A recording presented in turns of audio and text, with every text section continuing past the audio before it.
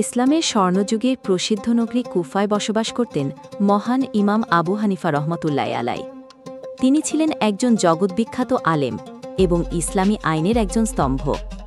তার জ্ঞান, প্রজ্ঞা ও আল্লাহ ফিরোটার কথা ছিল কিংবদন্তিতুল্য। ইমাম আবু হানিফা রহমতুল্লাহ আলাইয়ের বাড়ির পাশেই থাকত একজন জুতা মেরামতকারী মুচি। লোকটি সারাদিন কঠোর পরিশ্রম করত এবং সন্ধ্যায় যা উপার্জন হতো তা দিয়ে খাবার ও মদ কিনে বাড়ি ফিরত। রাতে সে মদ্যপান করে মাতাল হয়ে যেত এবং উঁচু গলায় গান গাইত। তার গানের একটি কলি ছিল এমন, ওরা আমাকে নষ্ট করেছে, আর কি দারুণভাবেই না নষ্ট করেছে।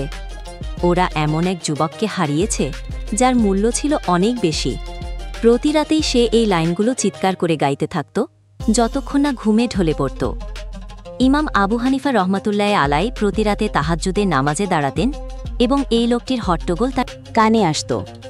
প্রথম প্রথম কিছুটা বিরক্ত হলেও তিনি ধৈর্য ধারণ করতেন এবং ভাবতেন লোকটি হয়তো একদিন শুধরে যাবে। কিন্তু এক রাতে ইমাম সাহেব তাহাজ্জুদের জন্য উঠে কোনো কোলাহল শুনতে পেলেন না। চারদিক ছিল অস্বাভাবিক রকমের শান্ত। তিনি ভাবলেন লোকটি হয়তো অসুস্থ অথবা অন্য কোথাও চলে গেছে। ফজরের নামাজের পর তিনি প্রতিবেশীদের কাছে লোকটির খোঁজ নিলেন। তারা জানালো গতরাতে শহরের প্রহরীরা তাকে মাতলামি করার অপরাধে ধরে নিয়ে কারাগারে বন্দী করেছে। এই কথা শুনে ইমাম আবু হানিফা রহমতুল্লাহ আলাইয়ের মন খারাপ হয়ে গেল। তিনি ভাবলেন প্রতিবেশী হিসেবে আমার একটি দায়িত্ব ছিল, আমি তার খোঁজ খবরও রাখিনি।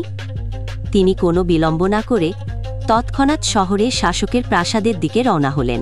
শাসক যখন জানতে পারলেন যে স্বয়ং ইমাম আবু হানিফা রহমতুল্লাহ আলাই তার সাথে দেখা করতে এসেছেন, তিনি সম্মানের সাথে তাকে অভ্যর্থনা জানালেন। শাসক জিজ্ঞেস করলেন, হে ইমাম, কি কারণে আপনার আগমন? আপনি আদেশ করলে আমি আপনার কাছে ছুটে যেতাম। ইমাম সাহেব বললেন, আমার একজন প্রতিবেশী আছে যিনি জুতা মেরামত করে জীবিকা নির্বাহ করেন। গতরাতে আপনার প্রহরীরা তাকে ধরে এনেছে। আমি তার মুক্তির জন্য অনুরোধ করতে এসেছি। ইমামের কথা শুনে শাসক এক মুহূর্তও দেরি করলেন না। তিনি সাথে সাথে কেবল সেই লোকটিকে নয়, বরং সেই রাতে আটক হওয়া সকল বন্দীকে মুক্তি দেওয়ার নির্দেশ দিলেন। তিনি বললেন, যে শহরে ইমাম আবু হানিফা রহমতুল্লাহ আলাই একজন সাধারণ জুতা মেরামতকারীর জন্য সুপারিশ করতে আসেন, সেই শহরেই সাধারণ মানুষেরও সম্মান রয়েছে। ইমাম আবু হানিফা রহমতুল্লাহ আলাই সেই লোকটিকে সাথে নিয়ে বাড়ির দিকে ফিরতে লাগলেন। পথে তিনি অত্যন্ত স্নেহ ও সহানুভূতির সাথে লোকটিকে জিজ্ঞেস করলেন, হে যুবক, আমরা কি তোমাকে নষ্ট করেছি? আমরা কি তোমাকে হারিয়ে ফেলেছি? ইমামের এই কথাগুলো লোকটির হৃদয়ে তীরের মতো বিঁধে গেল। সে অনুশোচনা ও কৃতজ্ঞতায় কাঁদতে লাগল। সে ভাবতেও পারেনি যে শহরের সবচেয়ে সম্মানিত ব্যক্তি, যাকে সে তার গানের মাধ্যমে বিরক্ত করত, তিনি তার মুক্তির জন্য ছুটে আসবেন। তার প্রতি ইমামের এই দয়া ও ভালোবাসা লোকটির জীবনকে সম্পূর্ণরূপে বদলে দিল। সে ইমামের হাত ধরে বলল, না হুজুর, বরং আপনি আমাকে রক্ষা করেছেন এবং আমার প্রতি যত্নবান হয়েছেন। আমি আল্লাহর কাছে তওবা করছি এবং প্রতিজ্ঞা করছি আর কখনো এই পথে ফিরে যাব না। এরপর থেকে লোকটি তার পুরনো জীবন ছেড়ে দিয়ে ইমাম আবু হানিফা রহমতুল্লাহ আলাইয়ের ছাত্র হয়ে গেল এবং পরবর্তীতে একজন বড় আলেম ও আল্লাভীরু ব্যক্তি হিসেবে পরিচিতি লাভ করল।